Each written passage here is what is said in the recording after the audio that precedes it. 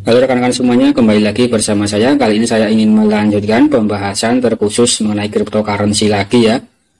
Dan lebih khusus mengenai sistem keamanan ya rekan-rekan. Jadi rekan-rekan juga harus peduli atau harus aware dengan keamanan data rekan-rekan semuanya ya.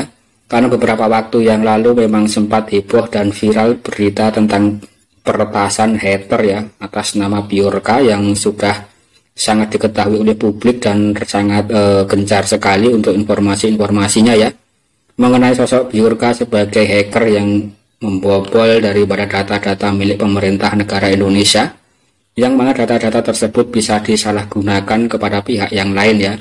Maka dari itu kita harus sedikit mengetahui tentang apa itu phishing ya rekan-rekan, atau apa itu kejahatan di dalam dunia teknologi ya. Nah, di sini melalui Nagaya Technologies ya, beberapa waktu yang lalu saya juga pernah membahas tentang cryptocurrency Nagaya rekan-rekan. Karena di sini saya selalu menyarankan kepada para pionir-pionir network semuanya di seluruh Indonesia untuk menggarap proyek yang lain ya. Jadi jangan hanya garap proyek network saja, melainkan menggarap proyek yang lain seperti contoh Nagaya ini ya. Nagaya juga merupakan salah satu proyek cryptocurrency berasal dari Indonesia ya rekan-rekan, tapi berkantor di Indonesia ya. Ini ada kantornya dan juga ada CEO-nya ya, Pak Chandra ya rekan-rekan. Yang mana untuk proyek daripada Nagaya merupakan proyek yang sangat mantap sekali, yaitu memiliki proyek pertambangan nikel ya. Dan juga sudah melakukan penjualan koin sebanyak 5 juta koin sampai hari ini ya. Dan untuk harga daripada Nagaya sampai saat ini untuk satu koinnya sudah mencapai $3 lebih rekan-rekan. Kemudian nanti ketika sudah mencapai 10 juta penjualan koin ya, maka nanti akan melakukan launching ya ke dalam exchanger global. Kemudian diprediksi setelah koin Nagaya itu sudah launching ya, atau sudah masuk exchanger atau masuk bursa, maka dalam waktu beberapa tahun harganya akan melejit rekan-rekan. Diprediksi oleh Badan Aktuaria dari Singapura ya, harganya itu bisa mencapai 100 sampai 1000 US dollar untuk satu koin Nagaya ini rekan-rekan.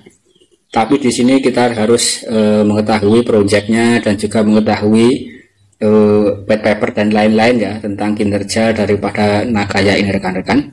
Karena di sini untuk Nagaya melakukan ICO ya, jadi melakukan semacam penjualan token di awal. Jadi untuk rekan-rekan yang ingin bergabung silahkan saja klik link yang ada dalam kolom deskripsi ya. Nah, karena di sini untuk bergabung rekan-rekan juga harus deposit ya, kurang lebih seperti itu ya, untuk bisa mendapatkan koin Nagaya. Karena untuk koin Nagaya sampai saat ini memang mungkin belum bisa dimining ya, jadi hanya bisa dilakukan untuk pembelian koin ya rekan-rekan, kurang lebih seperti itu ya. Oke rekan-rekan, itu tadi adalah penjelasan secara singkat mengenai proyek Nagaya ya. Tapi di sini saya juga ingin menekankan tentang apa itu phishing ya rekan-rekan. Nah, di sini pihak Nagaya Technologies juga memberikan edukasi tentang cryptocurrency yang sangat menarik sekali. Phishing adalah kejahatan dunia maya yang telah terjadi sejak penciptaan internet. Dengan munculnya DeFi baru-baru ini, ia juga memiliki ancaman konstan dalam platform baru yang berkembang ini. Tahukah Anda apa itu phishing? Nah, di sini dijelaskan ya apa itu phishing dan bagaimana cara untuk menghindarinya ya. Di sini ada sekitar 4 artikel ya rekan-rekan. Nah, di sini akan saya terjemahkan dan akan saya bahas untuk rekan-rekan semuanya ya. Oke rekan-rekan, yang pertama dijelaskan apa itu phishing ya. Dan di sini dijelaskan dengan munculnya era digital blockchain dan cryptocurrency, jumlah kejahatan dunia maya juga meningkat karena aset digital ini menjadi lebih berharga dari waktu ke waktu ya. Kemudian kejahatan kripto menyumbang rekor transaksi blockchain senilai 14 miliar dolar ya pada tahun 2021 menurut laporan baru dari perusahaan riset blockchain atas nama Chainalysis ya, Chainalysis.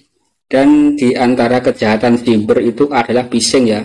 Ini saya rasa sangat memprihatinkan sekali ya rekan-rekan, bagaimana dengan perkembangan zaman yang begitu maju dengan pesat. Di sini juga bisa disusupi oleh kejahatan dalam dunia maya itu ya, melalui kejahatan phishing ya rekan-rekan. Dan di sini juga ada rekor kejahatan kripto ya dalam transaksinya di dalam blockchain yang bisa menggelapkan uang ya rekan-rekan. Ini ada sekitar 14 miliar dolar ya pada tahun 2021. Saya rasa ini juga harus menjadi perhatian untuk rekan-rekan semuanya ya, agar data-data rekan-rekan menjadi aman ya, agar tidak diretasnya, kurang lebih seperti itu. Dan di sini bagaimana caranya ya, kita lanjutkan ya teman-teman. Phishing berasal dari kata phishing ya, dan pada dasarnya melakukan apa yang merupakan serangan rekayasa sosial dalam menipu korbannya untuk menyerahkan informasi sensitif kami tentang identitas dan dompet mereka. Rekan-rekan, jadi phishing di sini berasal dari kata phishing ya, atau mancing ya, mungkin rekan-rekan seperti itu ya. Yang mana di sini seseorang bisa melakukan rekayasa sosial ya untuk menipu korban dengan menyerahkan informasi sensitif seperti mungkin kata sandi dan juga tentang identitas dan lain-lain ya, yang berkaitan di dalam perangkat itu ya, atau perangkat orang-orang yang akan diretas rekan-rekan. Kemudian bagaimana cara kerja phishing? Phishing bekerja biasanya melalui email atau SMS, di mana mereka akan berpura-pura menjadi pihak terpercaya yang mengirimkan informasi atau pengumuman kepada Anda yang berisi tautan yang akan mengarahkan Anda ke situs web versi mereka sendiri ya. Jadi rekan-rekan diwajibkan untuk berhati-hati dalam mengklik tautan ya. Kalau misal ada tautan atau situs website yang mencurigakan, rekan-rekan juga harus berhati-hati. Jangan sampai rekan-rekan masuk terlalu dalam ya dengan klik setuju dan menuliskan beberapa informasi penting terkait data diri rekan-rekan ya. Itu mungkin akan bisa di-hack lewat sana ya rekan-rekan. Kemudian di sini tautan itu ketika diklik kemudian akan meminta Anda untuk memasukkan informasi pribadi seperti nama dan kata sandi pribadi Anda ya. Kemudian digunakan oleh pelaku untuk mengakses akun Anda. Kurang lebih seperti itu ya teman-teman. Bagaimana phishing itu bisa bekerja ya dalam kurang lebih membaca akun kita ya rekan-rekan. Maka dari itu saya sarankan untuk rekan-rekan harus berhati-hati dalam mengklik tautan atau klik link, dan juga mendownload aplikasi-aplikasi yang tidak jelas ya. Kita harus membaca dulu ya rekan-rekan. Jadi memang harus diperlukan untuk kecerdasan sedikit ya. Jadi kita harus membaca tentang website tersebut ya rekan-rekan. Ya rekan-rekan, di sini saya lanjutkan lagi ya. Phishing adalah salah satu kejahatan tertua yang ada sejak lahir internet. Oleh karena itu bukanlah suatu kebetulan bahwa ia masuk ke dunia DeFi ya. Kemudian di sini bagaimana cara menghindarinya ya. Bagaimana cara menghindari phishing? Pertama-tama berhati-hatilah dengan email Anda yang Anda terima.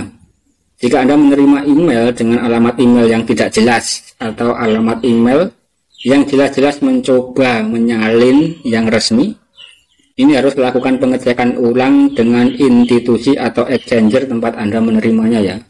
Jadi di sini menurut informasi di sini rekan-rekan, nah kebanyakan peretas atau hater itu bisa mengirimkan tautan lewat email ya. Jadi rekan-rekan juga harus berhati-hati dengan email rekan-rekan ya.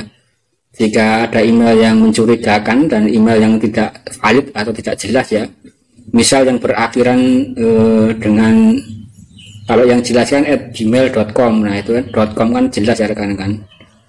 Nah kan banyak sekali email-email yang memiliki domain-domain yang aneh-aneh ya, yang tidak jelas ya. Mungkin itu bisa menjadi sarang daripada para peretas-peretas ini ya rekan-rekan. Nah mungkin ini bisa menjadi informasi yang sangat penting sekali kepada para pionir-pionir semuanya yang ada di seluruh Indonesia ya.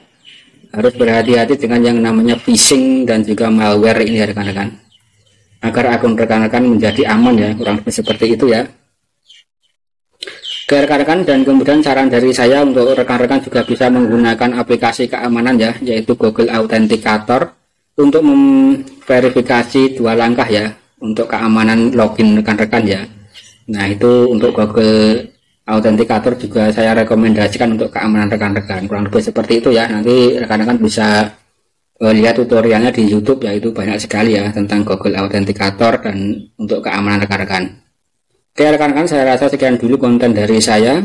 Sebelumnya jika rekan-rekan ingin bergabung atau mempelajari tentang project Nagaya ini ya, rekan-rekan bisa klik link yang ada dalam kolom deskripsi ya, kurang lebih seperti itu. Dan nanti juga akan saya sertakan untuk link grup di dalam telegramnya ya, agar rekan-rekan bisa mengetahui informasi secara utuh dan bisa mendapatkan cuan dari project Nagaya ini ya, kurang lebih seperti itu.